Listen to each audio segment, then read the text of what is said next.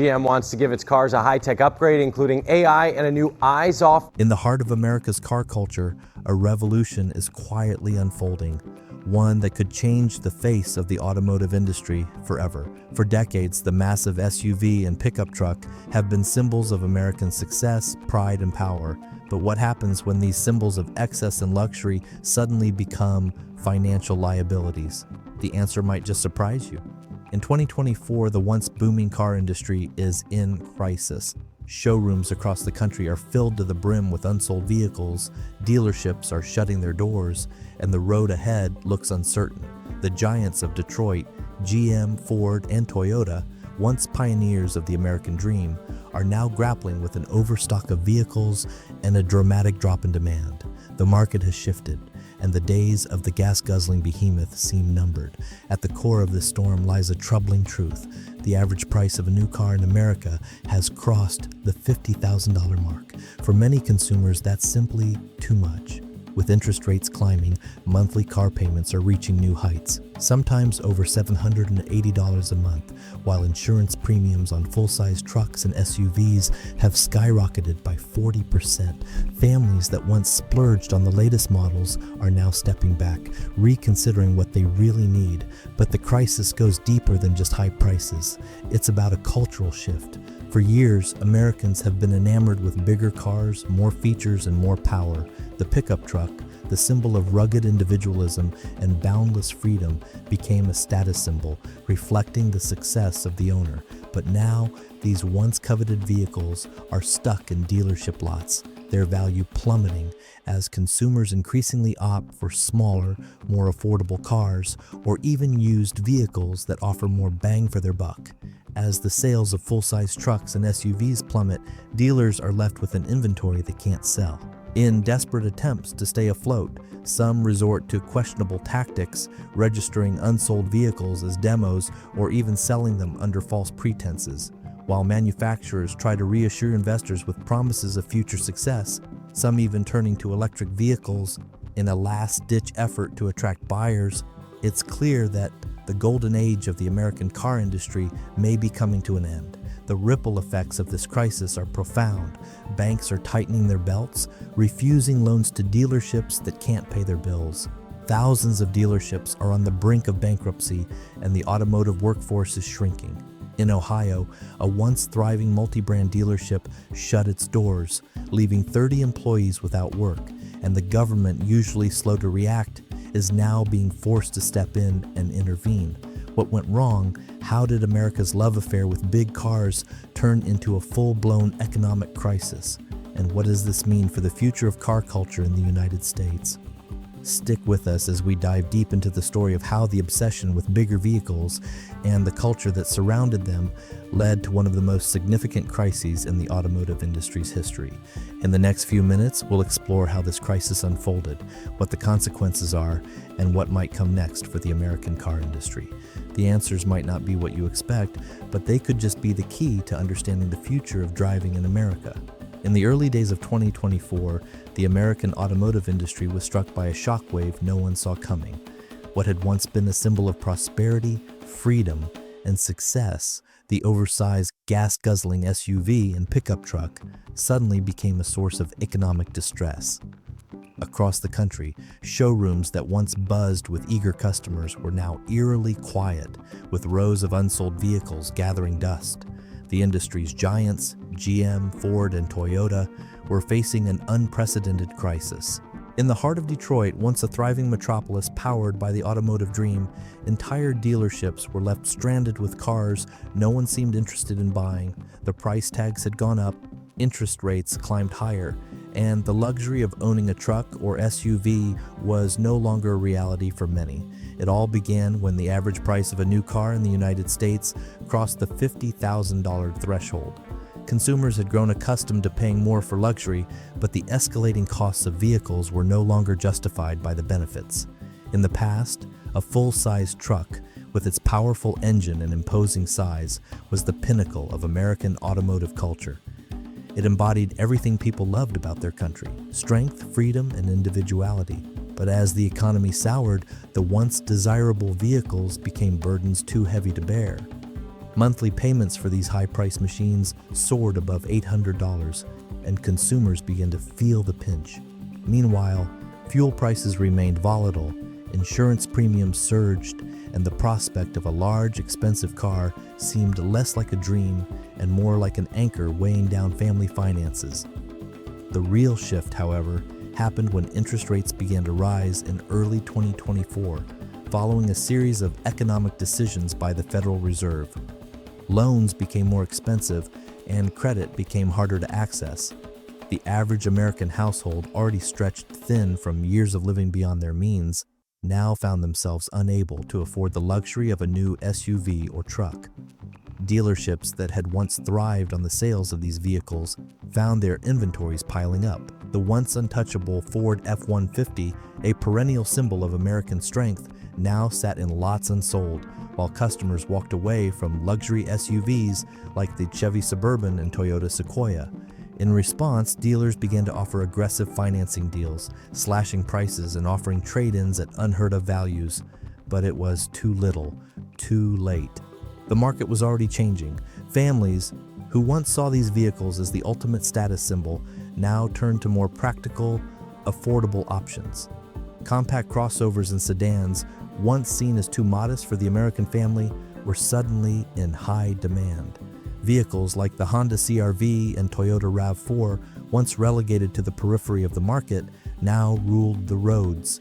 What had once been the backbone of the American car culture, the gas-guzzling oversized trucks and SUVs, was now fading into the background. By the summer of 2024, things had gone from bad to worse.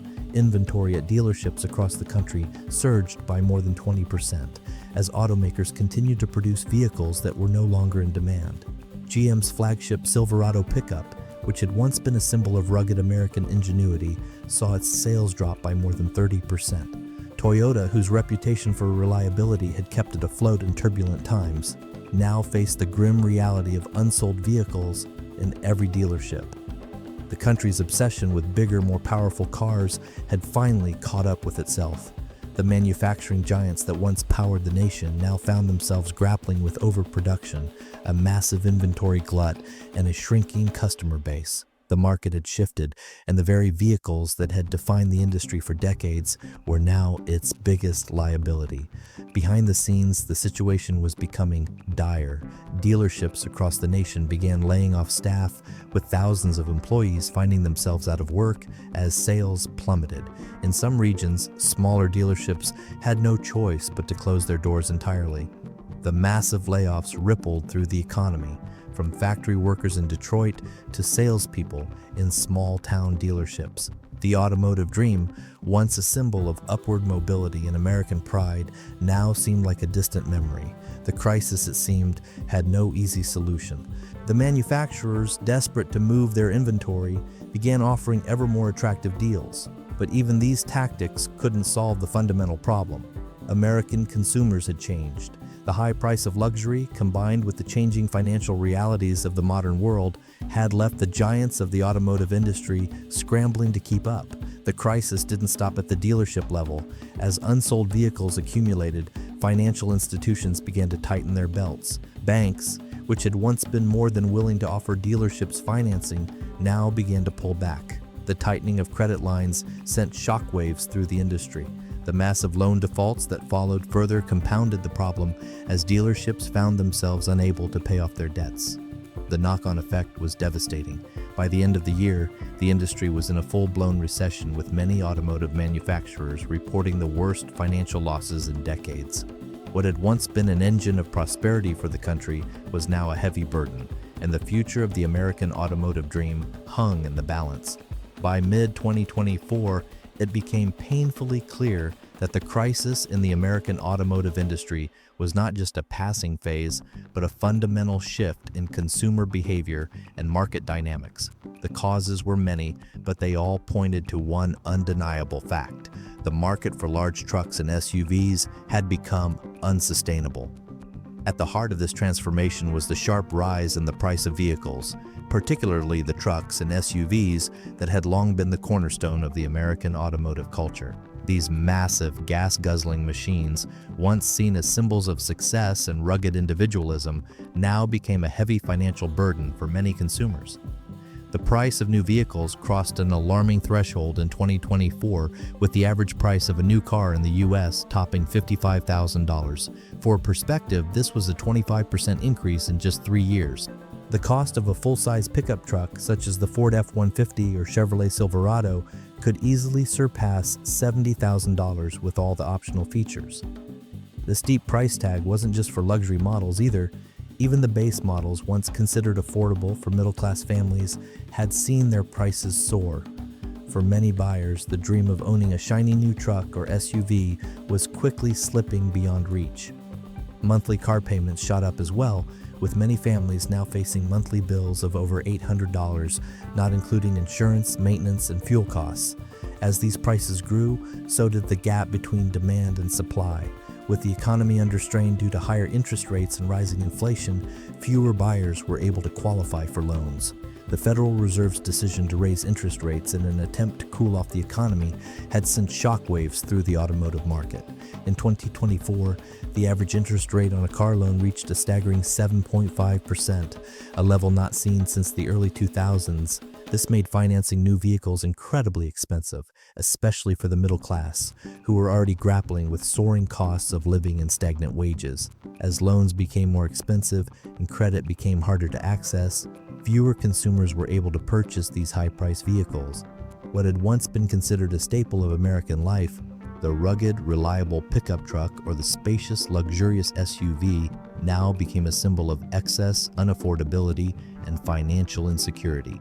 The shift was subtle at first, but by the summer of 2024, the true extent of the change was becoming evident. Sales of full-size trucks dropped by 35%, while sales of smaller, more affordable cars, such as compact sedans and crossovers, surged. What had once been an entrenched cultural norm, the desire for bigger, more powerful vehicles, was now being questioned by a generation of consumers who no longer saw the value in overspending on a luxury vehicle they could hardly afford. The ripple effect from these changes was swift. Major automakers like GM, Ford, and Toyota, who had built their reputations on large trucks and SUVs, suddenly found themselves with a glut of unsold vehicles. For months, these companies continued to churn out trucks and SUVs, believing that the demand would return, but the signs were clear. Consumers were no longer willing to fork out large sums of money for these vehicles. Even loyal truck buyers began to change their habits. It was no longer about what was big and powerful, but about what was practical, fuel-efficient, and affordable. The massive Ford F-150, once the best-selling vehicle in the U.S., was now languishing on dealership lots across the country. At the same time, the cost of ownership for these vehicles was also rising. Insurance premiums for trucks and SUVs had skyrocketed by 30% over the past 2 years, as insurers adjusted their rates to reflect the growing costs of repairing these larger vehicles. Fuel prices, though somewhat stabilized, were still high enough to make owning a truck or SUV an expensive proposition. The cost of filling up a tank of gas for a full-size pickup truck could easily reach $100, further driving consumers away from these vehicles. The combination of high purchase prices, soaring insurance premiums, and rising fuel costs made owning large trucks and SUVs less and less appealing to the average American. While automakers tried to adjust to these changing dynamics, they were faced with a harsh reality. Their once-proven strategies based on producing larger vehicles to cater to the growing appetite for luxury and status were no longer viable.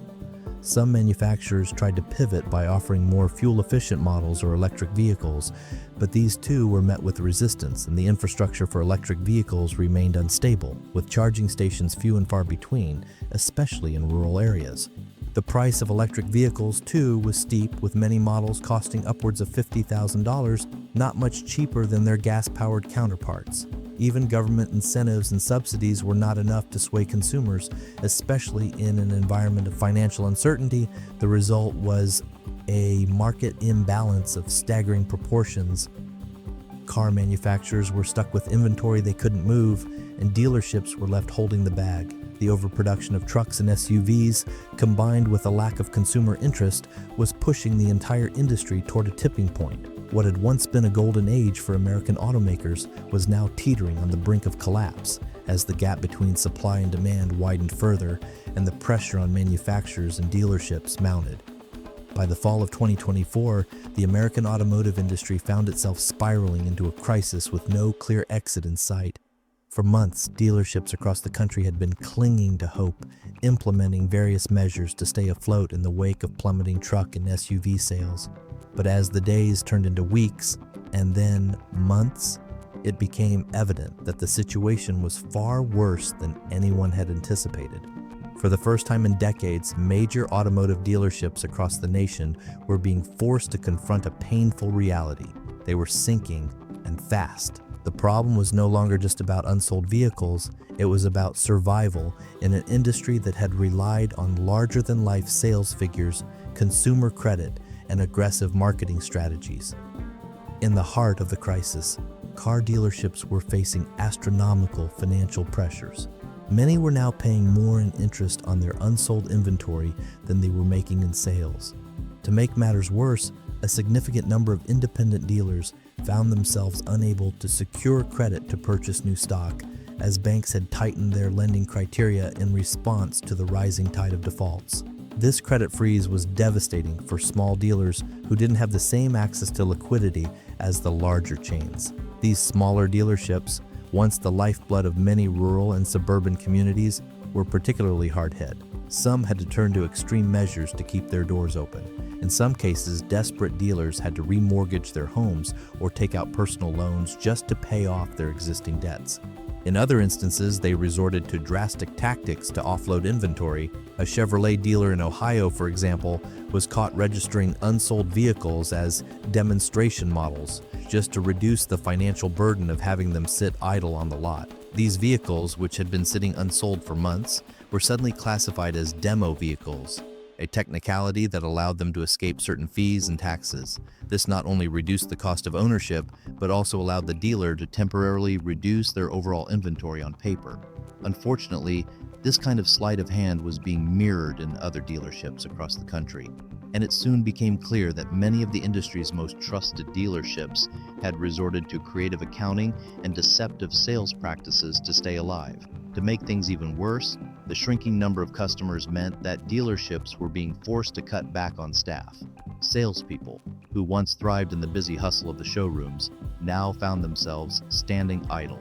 Service departments, which traditionally helped offset the costs of slower sales, were seeing a drop in business as well, as fewer customers came in for repairs or maintenance. As the months wore on, this resulted in widespread layoffs. By the end of 2024, it was reported that nearly 100,000 dealership jobs had been lost across the nation. Many of these employees were left with no severance packages, as the financial strain on dealerships meant there was little to give. Meanwhile, the manufacturers, too, were in trouble. The great hope of the automotive industry, electric vehicles, failed to provide a much-needed boost. On paper, electric cars were a golden ticket for the future, hailed as the key to modernizing the industry and meeting the growing demand for eco-friendly vehicles. But in practice, electric vehicles were not the salvation that many had hoped for. While sales of EVs grew modestly, the reality was far less promising. A significant portion of the unsold vehicles in dealerships were electric models, particularly high-priced ones like the Ford Mustang Mach-E and the Chevrolet Bolt EV, which were simply too expensive for most consumers in an environment of rising living costs and tightening credit. In addition to the high purchase price, there was the issue of infrastructure. While cities like New York and Los Angeles had seen substantial investments in EV charging stations, much of the country was still woefully underserved. In rural and suburban areas, where the majority of Americans lived, access to reliable charging stations was limited. Furthermore, the resale value of electric cars dropped significantly due to consumer hesitation around battery lifespan and the uncertainty of the charging network. For many, the promise of a green future was clouded by too many logistical hurdles. Dealers, stuck with a large stock of unsold electric vehicles, were now facing the grim reality that they could not move these cars even if they tried. As 2024 wound down, the fallout from the crisis began to spread beyond the dealerships.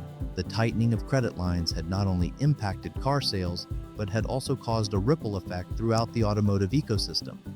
Banks, already reeling from the losses they had suffered from subprime loans in the past, were now becoming more conservative. Many large financial institutions pulled back from automotive lending altogether, fearful of further defaults and financial instability.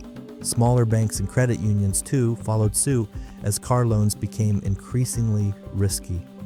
With dealerships unable to access financing to purchase new stock, the entire supply chain began to collapse. Automakers, who had been churning out vehicles at record speeds in previous years, found themselves with excess inventory they couldn't sell. The backlog of vehicles in warehouses and at ports became unmanageable.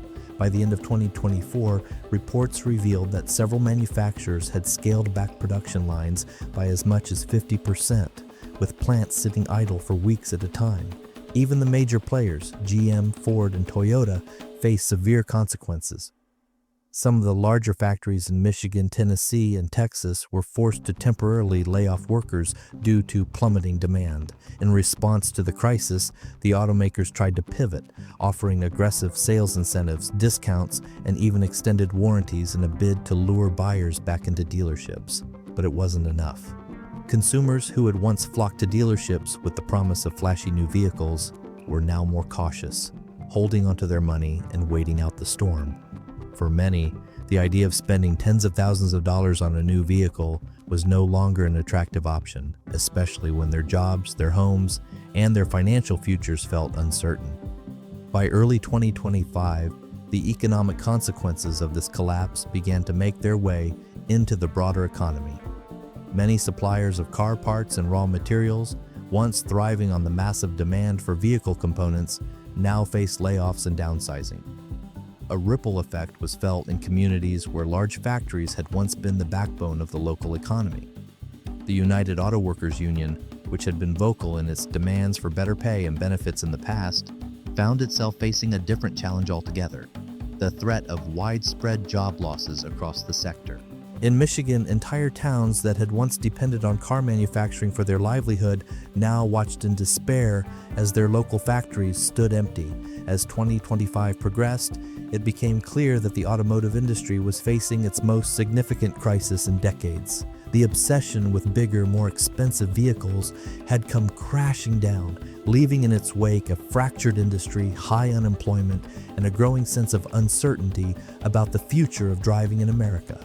What had once been a symbol of prosperity and pride was now a reminder of how quickly a culture built on excess can unravel. The crisis, however, was also a catalyst for change. Many experts and industry insiders believed that the future of the automotive industry would look very different in the coming years, one that prioritized affordability, sustainability, and a more realistic view of what consumers truly needed. The golden age of gas-guzzling trucks and luxury SUVs may have come to an end, but it remained to be seen what would rise in its place.